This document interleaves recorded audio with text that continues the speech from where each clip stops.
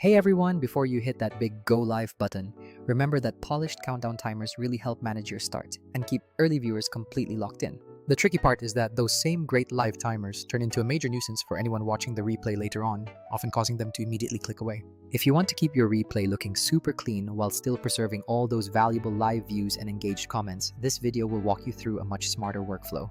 We're going to mix YouTube's built-in editing features with a little bit of AI magic to repurpose your content without ever losing that initial momentum you worked hard to build up. To give a little background, I generally run my practice sessions and broadcasts using StreamYard, sometimes sticking to their standard broadcast or their dedicated on-air webinar tool. If you use StreamYard just like I do, you'll notice every single live broadcast gets automatically stored right there in your dashboard, ready for download or further action. For webinars, StreamYard offers the ability to force registration for replay access, which is incredibly useful if you want to build up your email list right from the stream. But sometimes, you might not want that behavior, so make sure you check the settings and toggle off the automatic email notification if you're just looking for a simple on-demand option. Before we jump into the YouTube editor, let's handle a quick piece of StreamYard housekeeping, specifically tidying up those past broadcasts before your storage fills up completely. StreamYard helpfully displays how many hours you've actually used, and I recently noticed I was up to 39.5 hours out of my current 50-hour limit, showing how quickly old recordings pile up. You can easily manage this by clicking the three little dots next to any broadcast you no longer need, and selecting the delete option right from that menu. On the plus side, you can download a complete past stream straight from StreamYard in several formats, including audio plus video, audio only for podcasts, or even a beta transcript. That download feature is also handy if you want to archive the chat history separately, or keep the raw, untouched footage saved securely on your local drive. Now, of course, you could download that file and do all the heavy trimming in your dedicated local editor, removing hiccups, color correcting, you name it. However, here is the crucial catch. If you download, edit, and then re-upload that file, you will completely lose all the organic views and live interaction the original YouTube stream already accumulated. That loss absolutely matters if you care about retention metrics, social proof showing viewer engagement, and overall search engine optimization for your channel. Because of this, I strongly recommend editing directly inside YouTube whenever your required changes are simple trims, like eliminating those countdown timers or other obvious dead space. Editing within YouTube ensures the original view counts and all the accrued comments remain perfectly intact, which is a massive benefit for channel growth.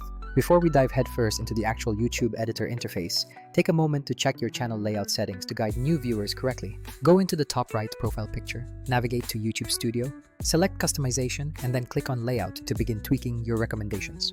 Under the Recommendations for your viewers section, make sure that toggle is switched on and then click on More Settings to refine the content types shown. You have three main content types to choose from: live streams, shorts, and normal videos.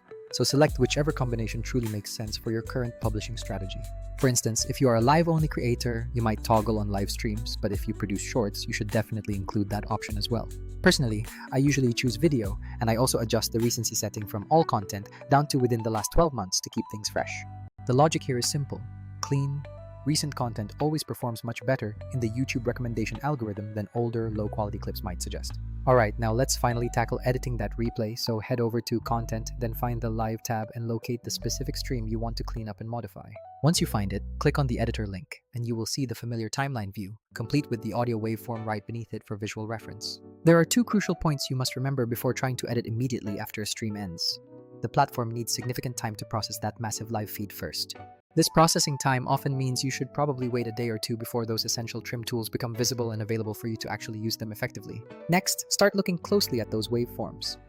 Low activity or complete silence often directly corresponds to those initial countdown timers or any major dead sections you need to remove. Grab the dedicated Trim and Cut tool and begin by dragging the blue tabs right at the very start to eliminate that introductory timer or any awkward dead space before you start speaking. Then, drag the other blue tab at the end to neatly remove any overly long Pomodoro sections you use for breaks or any unnecessary outro screens. You can zoom in quite closely on the timeline for maximum precision when setting your exact start and stop points for those tricky cuts you are making. Remember that audio waveform is truly your best friend here, as a visual drop to nothing or a significant thinning of the line is a major cue you've hit a non-speaking segment. After you have carefully made all the necessary cuts, you absolutely must hit the preview button first, because YouTube requires this step before it will let you save anything. You don't have to sit through the entire thing, but clicking preview is a required gateway, after which you can then confidently hit the final save button. YouTube will provide a warning that the final processing might take a few hours, and during that time, viewers will still see the unedited version, which is totally normal behavior. The brilliant part is that the original, unaltered version is always securely stored in the background, meaning you can undo all your edits instantly if you ever change your mind. Let me share a quick, real-world example. I had a stream start with a 60-second countdown, but I hit the go live button late, resulting in an extra 30 seconds of dead air that needed to go. In the middle, I also had a massive 25-minute screen-shared Pomodoro timer running, which is useless for replay viewers, but great for live engagement.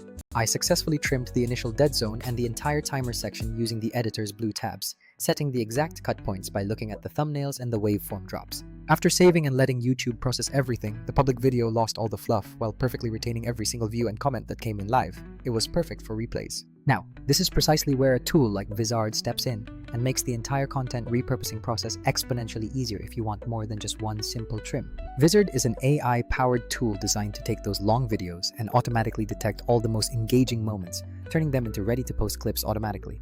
Instead of manually trimming out your intro timer and then re-editing the whole file again just to make short clips for reels or shorts, you can let Vizard work its magic. You keep your full replay intact on YouTube to retain all the valuable views and comments, and then you let Vizard generate dozens of short, platform-ready clips from that exact same source video. Here is the simple, modern workflow I now employ. Keep the original stream on YouTube, trim the worst dead space with the YouTube editor, and then point Vizard at the URL. Vizard automatically scans the video for high engagement spikes, topic changes, or even visual cues, compiling a massive organized batch of short clips without any manual bookmarking from you.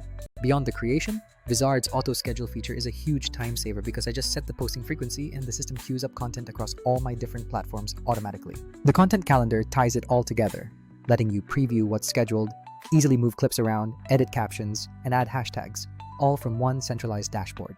Compare this to StreamYard, which is brilliant for going live and multi-streaming stability, but it certainly doesn't magically chop your 90-minute workshop into 20 viral clips for you. Similarly, TubeBuddy is excellent for all your SEO tag suggestions, but it won't create the clips or handle the cross-platform scheduling that Vizard is designed to automate for creators.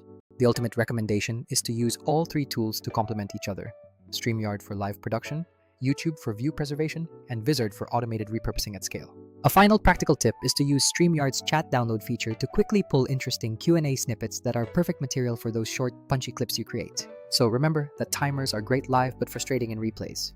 Use the YouTube editor for simple cleanup to preserve views, and then let Vizard automate all your cross-platform clip creation so you can focus on going live again.